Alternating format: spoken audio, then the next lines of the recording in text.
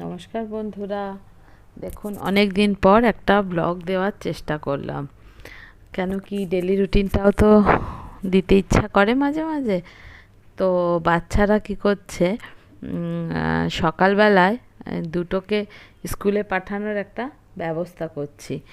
দুজনে মিলে সকালবেলা রেডি হয়ে স্কুল চলে গেল। স্কুল যাবার সময় একটা ছোট্ট মতো আমি ক্লিপ নিয়ে রাখলাম। যদিও ছেলে বড় হয়ে গেছে, তাই ও আর দিতে চায় না, কাছে আসতে চায় না। তো এরপরে আমার চা খাবার পালা। সকালে বাচ্চারা যখন চলে যায় তখন কিন্তু একটা সুন্দর টাইম হয়, যখন নিজেকে কেউ আসে না সেই সময়।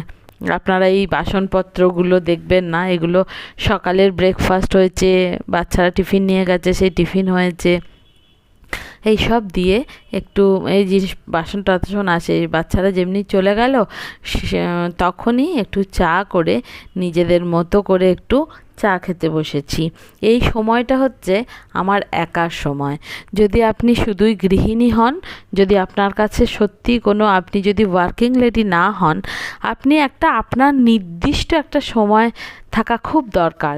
ম্যাক্সিমাম মানুষেরই একা একটা ছোট্ট মতো সময় কাটানো খুব দরকার। সে সময়টা কারো চা খাওয়া হতে পারে, কারো হয়তো বাগানে একটু বসা হতে পারে, কেউ হয়তো সন্ধ্যেবেলা একটু হেঁটে আসে, সে যাই হোক। তা এখানে একটু দুধ চা করছি, দিয়ে এখানে একা আলো টালো জ্বালিয়ে নিয়েছি, জ্বালিয়ে নিয়ে একা একটু বসে বসে চা খাচ্ছি। চাটা খাবার পরে এবার বাকি দিনের সমস্ত কাজ করব। যদিও সেই কাজগুলো সম্পূর্ণ আমি আমার ব্লগ চ্যানেলগুলো আগে করতাম, এখন আর করা হয় না। তা যদি ভালো রেসপন্স পাই তাহলে করব। নমস্কার বন্ধুরা, কেমন আছেন সবাই? আশা করি সকলেই খুব ভালো আছেন। আচ্ছা, তোমারটাও আমার আর আমারটাও আমার, এটা কি করে হয়? কিন্তু এখন এটাই হচ্ছে, যতক্ষণ আপনি আপনারটা অন্যকে দিয়ে দেবেন আর তারটাও তাকে দিয়ে দেবেন, ততক্ষণ আপনি ভালো। অধিকারের কথা তো বাদই দিন, যখনই আপনি বলবেন না আমারটাও কিছু আমাকে দাও বা আমারটা আমি নিই, বাস তখনই শুরু হয়ে গেল যত সমস্যা, যত গন্ডগোল। ঠিক এভাবে কতদিনই বা এগোনো যায়, কতদিনই বলা যায় যে না এটাই তুমি ঠিক বলছো। এত বিষাক্ত হয়ে গেছে, এত হিংস্র হয়ে গেছে, কি করে হয়? না, এগুলো থেকে নিজেদেরকেই বাঁচাতে হবে। কি করে বাঁচাবো? আমি যদি আমারটা অন্যকে দিই, অন্য মানে শুধু কাছের লোককেই দিন, দেখবেন নতুন প্রজন্ম কিছু অন্তত শিখবে আপনার কাছে, কিছু অন্তত শিখবে। একটু স্যাক্রিফাইস করুন, একটু স্যাক্রিফাইস করে ওদেরকে বোঝানোর চেষ্টা করুন যে না, তোমারটা তোমার আর অন্যজনেরটা অন্যজনের। ছোট ছোট জিনিসগুলো যদি শেখানো যায় তাহলে বিকট আকার ধারণ করে না। মনে রাখতে হবে, শৈশবরা হচ্ছে আমাদের একটা বিকট রূপ, একটা বিকট রূপ।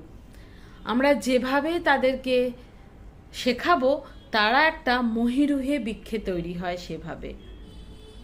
যাই হোক, তাহলে বাচ্চাদেরকে শেখাতে হবে তোমারটা তোমার, অন্য কারোরটা অন্য কারোর। অন্য কারোর হকটা তুমি নিতে পারো না।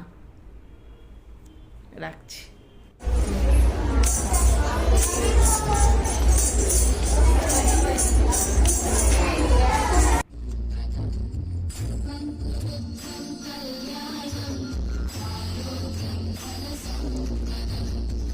দিনের কাজের শেষে একটু মেয়েকে নিয়ে ওর একটা ডান্স প্রোগ্রামে এসেছি।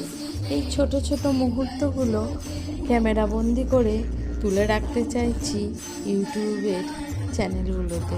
যখন বাচ্চাগুলো বড় হবে তখন হয়তো এগুলো দেখবে, তখন বলবে মা তোমার চ্যানেলটি খুব একটা বড় যদিও নয়, খুব একটা কি বড় নয়, ক্ষুদ্র, ক্ষুদ্র থেকে অতি ক্ষুদ্র, তবুও আমি এগুলো করে রাখছি।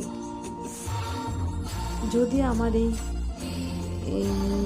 চ্যানেলের কিছু অন্তত ভালো লাগে, আপনারা দয়া করে প্লিজ আমাকে সাবস্ক্রাইব করবেন এবং আমার এই চ্যানেলটিকে ফলো করবেন। আর যদি আমি বিশেষভাবে আমার থেকে কিছু আপনারা অন্যরকম কিছু ব্লগ দেখতে চান বা কিছু অন্য কিছুও বা দেখতে চান বা জানতে চান, আমার কমেন্ট বক্সে কমেন্ট করবেন। চ্যানেলটিকে যে কীভাবে এগিয়ে নিয়ে যাব সেটারই চেষ্টায় আছি। আসলে রেগুলারিটি নেই, তাই হয়তো এই ধরনের চ্যানেলগুলো গ্রো করেনি। আর রেগুলারিটি কী করেই বা রাখবো, দুটো বাচ্চাকে বড় করা এবং তাদের নিত্যদিনের কাজগুলো করে প্রতিদিন ভিডিও করা এবং ভিডিওগুলো প্রতিদিন দেওয়া, এডিট করা, প্লাস এই মাঝ রাস্তায় সংসারের যে নৌকা সেটাকে টেনে নিয়ে যাওয়া, সব মিলিয়ে একটা হজবরল হয়ে গেছে। চ্যানেলটাতেও তার ছাপ পাওয়া যায়। তা যাই হোক, এমনি করেই এগিয়ে নিয়ে যাচ্ছি। প্লিজ আমার পাশে থাকুন, আমাকে এগিয়ে চলার সাহায্য করুন, এগিয়ে চলতে সাহায্য করুন।